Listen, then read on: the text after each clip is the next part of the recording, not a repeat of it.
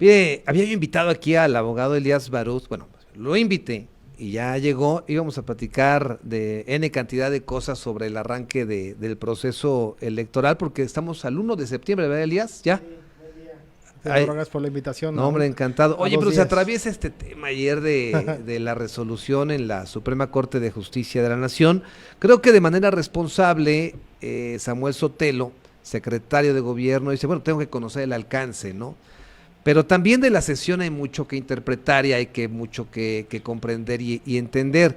La vi completa y creo que se entró al análisis precisamente solamente de 2 artículos o algo más, pero todo lo demás que no se vio o sobre lo que no se falló, ya no puede haber otra sesión para poder arrancar. No sé si pudiste tú entender y comprender qué sucedió allí. Sí, por supuesto, Teodoro. Tema interesante que viene a sentar también precedente aquí en nuestro estado de Morelos respecto a la facultad que tiene el Poder Legislativo precisamente de construir un presupuesto, ¿no?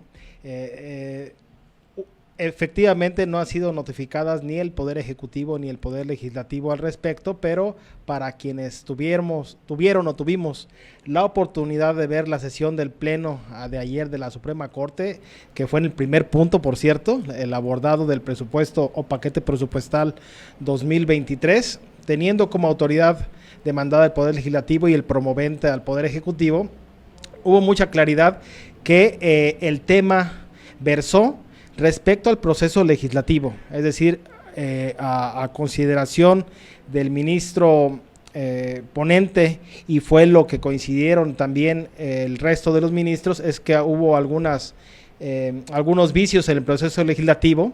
Hay que recordar también por qué se dio también esta premura para aprobar el paquete presupuestal. Lo han dicho, ya lo han relatado algunos diputados, algunas diputadas, de algunas amenazas que se dieron en vísperas de la aprobación del paquete presupuestal, y solo entraron en ese tema. Es decir, a pesar de que hubo algún ministro que habló de la nulidad total del paquete presupuestal, el resto de los ministros no acompañaron esa propuesta, por lo cual hubo una invalidez parcial del paquete presupuestal, dado que se invalidaba completamente el paquete. Iban a tener afectación muchos municipios, por ejemplo. Hay que recordar que en este paquete presupuestal se le subió del 20 al 22% de las participaciones. También el resto de los poderes, ¿no?, que habían tenido incrementos, seguridad pública, tanto la Comisión Estatal de Seguridad como la Fiscalía General de Justicia del Estado tuvieron incrementos, el propio IEBEM, la Secretaría de Educación, más de 500 millones de incremento, etcétera. Pero se invalidó únicamente por temas de vicios del proceso legislativo, y a pesar de que el proyecto mandataba que el Poder Legislativo tenía que hacer una consulta indígena dándoles un plazo de 2 meses, este tema no fue acompañado por el resto de los ministros, por lo cual solo se invalidó el Fondo de Infraestructura Municipal, que ya había ejercido, por cierto, a un 40%, faltaban otras 6 ministraciones o el 60% restante. Eso que ya fue ministrado es gasto ejecutado, por lo cual no tiene que ser devueltos por los municipios que recibieron este tipo de apoyo del fondo. A ver, para que nos quede más claro, primero, sobre la famosa libre transferencia, que era, pues yo quiero entender la gran discusión, el gran alegato de esta controversia constitucional.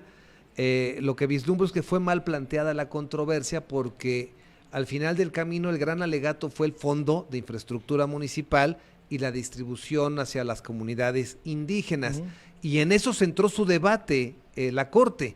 Nunca tocó el tema ni más que de un ministro que ahí como que lo planteó en otra visión, ni de la ilegalidad de haber quitado la transferencia, la libre transferencia, y tampoco se habla del resto del paquete presupuestal. O sea, eso queda intocado. Queda intocado el resto del paquete, pero hay que recordar que el tema de las libres transferencias, qué bueno que lo comentas, yo creo que era el meollo del asunto, no nada más el Fondo de Infraestructura Municipal, sino que esta libre disposición o libres transferencias, como también le llaman de manera coloquial, ojo, no es un tema que venga de este gobierno, ya venía desde antes, pero con este gobierno es cuando más se modificó el paquete como venía de manera original, pero además no entraron en ese tema. Ese tema quedó firme, es decir, el Poder Ejecutivo está imposibilitado de mover un solo peso si no es con la autorización del Congreso del Estado, ¿sí? Y eso a qué da pauta, vaya, a lo que de manera original fue creado el Poder Legislativo precisamente para construir un presupuesto. No tiene ningún sentido que se construya un presupuesto, que se analizan las diferentes necesidades de los sectores del Estado, si al final con esta libre transferencia, libre disposición que tenía el Poder Ejecutivo, podía mover gastos de un rubro a otro, lo que siempre fue criticado, ¿no? Que siempre retiraban presupuesto, por ejemplo, del sector salud, del sector de educación, para destinarlo a lo que es la prioridad de este gobierno, que es el gasto en la oficina de la gobernatura, particularmente en comunicación social. De ahí las prioridades que se observa de cada uno de los gobiernos. Bien, y en el tema de lo que sí fue declarado inválido, que son el rubro del Fondo de Infraestructura Municipal, tampoco queda en manos del Ejecutivo. El trabajo tendrá que realizarlo el Legislativo. Nuevamente, será el Poder Legislativo quien ahora sí, con un proceso legislativo adecuado, es decir, dando el tiempo necesario para la deliberación, para el debate, para que tengan conocimiento los diputados primero que integran la Comisión de Hacienda y posteriormente el Pleno, es decir, 20 diputadas y diputados, puedan analizar, deliberar, debatir el paquete presupuestal y posteriormente votarlo con el tiempo necesario. Esto, por supuesto, que trae a colación y trae en recuerdo lo que pasó hace algunos meses con el tema del INE. Por eso incluso los ministros que están a favor de la 4T, los que se han vislumbrado así, como es la ministra Yasmín Esquivel, Arturo Saldívar y Loretta Ortiz, votaron también por ese tema de que proceso legislativo no debería traer la invalidez de algo que fue votado por una mayoría calificada en el Congreso Federal y ahora traerlo a colación en este proyecto del ministro morelense Ortiz Mena, que aquí fue votado en los términos que te comento. Bien, obviamente hay que meterle el acelerador, los diputados tendrán que trabajar porque este dinero, si no se ocupa durante el 2023, se habría de, no perder, pero se habrá de postergar. Y aquí tienen que ser considerados, quiero entender también, los municipios que en principio no habían sido recipiendarios de dinero. Sí, y aunque no entran en ese análisis al final de la inequidad o no de la distribución de esos fondos, nada más lo que dice la Corte, porque es como si también un estado dijera que por qué se construyó un aeropuerto, se destinaron a un lado, o un Tren Maya, o cualquier otro proyecto del que me digas, ¿por qué sí uno y no otro? Finalmente son decisiones. ¿Podría quedar igual? Sí, simplemente podría tiene quedar que igual. Hacerse correctamente el proceso legislativo. Es correcto. Pues está interesante. A ver, podríamos concluir, ayer lo publiqué. En este caso el Poder Ejecutivo perdió ganando y el Poder Legislativo ganó perdiendo. Así fue porque salomónica la resolución. Porque fue muy clara aquí la resolución, que sí y que no. Y para destacar también la postura que ayer asumió el ministro Lainez Potisek, que respecto a esos vicios del procedimiento legislativo, porque hay que recordar que una vez que es aprobado el paquete presupuestal, se le remite al Poder Ejecutivo para su publicación, o en su caso observaciones. El Poder Ejecutivo remitió observaciones mismos que fueron regresadas para su análisis al Poder Legislativo. El Congreso del Estado, primero en la Comisión de Hacienda, ahora sí siguió él comentó que sí, se había quedado convalidado. O sea, sí hubo fallas de inicio. De manera primigenia, pero posteriormente cuando regresa las veto. Observaciones, el famoso veto, mal dicho veto, que son observaciones, el Poder Ejecutivo que lo regresa al Congreso del Estado, nuevamente la Comisión de Hacienda hace una dictaminación, sí convocando con el tiempo de anticipación, incluso se convocó con 72 horas de anticipación. Posteriormente este dictamen es remitido al Pleno y fue convocado también con bastantes días de anticipación y fue votado nuevamente por 15 diputadas y diputados en goce de esa autonomía, soberanía que tiene el Poder Legislativo. Oye, Elías, entonces ya en este momento se está entrando precisamente a la preparación del presupuesto 2024. Ya tienen que empezar a enviar en este último periodo ordinario de sesiones los apartados, los organismos autónomos, al Ejecutivo. El Ejecutivo ya no podrá modificar lo que solicitan los organismos autónomos y le tocará al Poder Legislativo hacer la tarea. Desde tu perspectiva, ¿deben trabajar rápidamente el Poder Legislativo en este pendiente de lo que acaba de mandatar la Corte, pero hacia el 2024, ¿qué tenemos? No hay libre transferencia, no hay ninguna posibilidad y cumplir simplemente el proceso legislativo completo.